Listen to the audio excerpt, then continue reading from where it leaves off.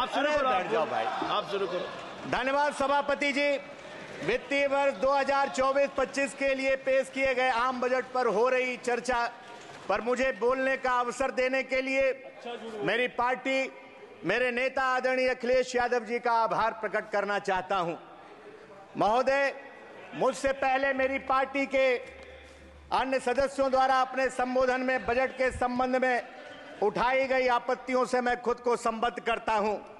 ये बजट वस्तुतः बाबा साहब भीमराव अंबेडकर जी के बनाए गए संविधान का अपमान है, क्योंकि इसमें संविधान सम्मत संघीय गणराज्य के ढांचे को पूरी तरीके से दरकिनार करते हुए सिर्फ और सिर्फ अपनी सरकार को बचाए रखने का समर्थन मूल्य चुकाया गया है। महोदय, हम सभी जानते हैं अंग्रेजी वर्णमाला के अक्षर ए से जेड तक होते हैं। इसके एक एक अक्षर मिलकर के ही वर्णमाला पूरा करते हैं। इसमें प्रत्येक अक्षर का समान महत्व है, लेकिन दुर्भाग्य है कि माननीय वित्त मंत्री महोदय ने सिर्फ ए टू बी का ध्यान रखा है, ए टू बी पर ही रुक गई। यहां ए यानी आंध्र प्रदेश, बी यानी बिहार। मैं जिस राज्य उत्तर प्रदेश से आता हूं उसका यू वर्णमाला में उसकी जगह ही की तरह ही उसको केंद्र सरकार और वित्त मंत्री जी ने प्राथमिकता में कहीं पीछे छोड़ दिया। मैं उत्तर प्रदेश की जो डबल इंजन की सरकार की बड़ी बड़ी बातें बीजेपी के उत्तर प्रदेश के लोग करते थे, मैं पूछना चाहता हूं कि आबादी के लिहाज से सबसे बड़े राज्य को क्या वित्तीय विशेष पैकेज मिलना चाहिए या नहीं मिलना चाहिए? घर में ठंडे चूल्हे पर अगर खाली पतीली है, मैं कैसे बोल दूं कि धूप फागुन की नशीली है?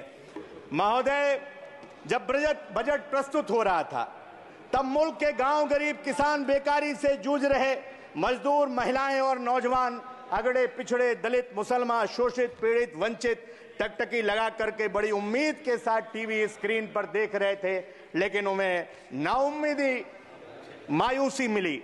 आजादी के 77 सालों के बाद इतने बजट लाने के बाद भी आखिर हम कौन सा भारत बनाना चाहते हैं जहां आज भी आम आदमी को शिक्षा, स्वास्थ्य, पेयजल जैसी मूलभूत सुविधाओं के लिए जूझना पड़ता है?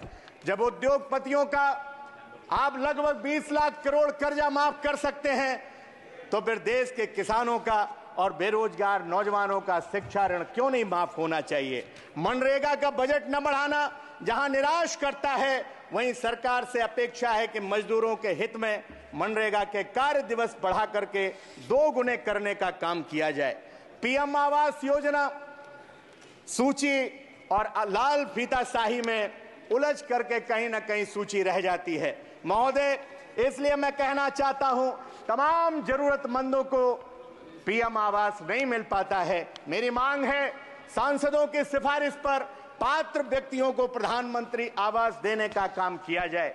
सरकार ने बजट में बताया कि उसका वित्तीय राजकोषीय घाटा जीडीपी के मुकाबले 4.9% है, पर यह नहीं बताया कि जो कर्ज हमारे देश के ऊपर 2014 के समय 55 लाख करोड़ था, आज वह बढ़ करके 210 लाख करोड़ हो गया है।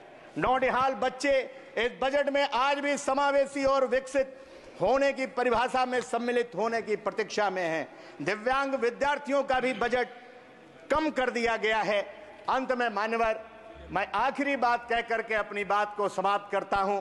हमारे जिले से हमारी लोकसभा क्षेत्र धौरारा से लेकर के और पूरे उत्तर प्रदेश के अंदर जो आवारा जानवर हैं, उन्होंने तबाही मचा रखी है।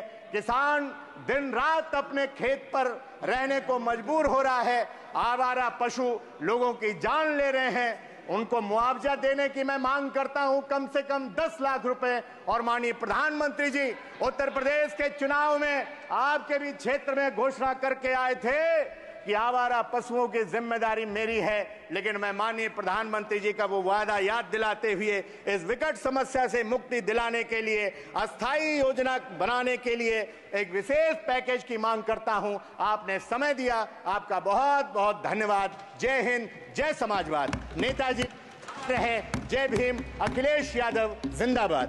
धन्यवाद। श्री राजाराम सिंह जी।